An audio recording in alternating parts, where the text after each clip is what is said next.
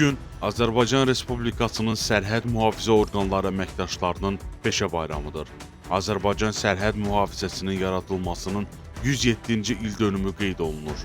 Milli sərhəd mühafizəsinin əsası 18 avqust 1919-cu ildə Azərbaycan Xalq Cümhuriyyəti Parlamentinin sərhədləri mühafizəsi haqqında qanunu qəbul etməsi ilə qoyulub. Ümumilli lider Heydər Əliyevin 2000-ci il sərəncamı ilə 18 avqust hər il sərhədçilərin peşə bayramı kimi qeyd edilir. Hazırda Dövlət Sərhəd Xidmətinin müasir silah və texnika, yeni sərhəd dəstələri, zastavalar və qabaqcıl nəzarət sistemləri ilə Azərbaycanın dövlət sərhədlərinin etibarlı mühafizəsini təmin edir. Sərhədçilər Vətən müharibəsində də böyük qəhrəmanlıq göstərərək Füzuli, Cəbrayıl, Zəngilan, Qubadlı rayonlarının Hadrut qəsəbəsinin və Şuşa şəhərinin azad olunmasında iştirak ediblər.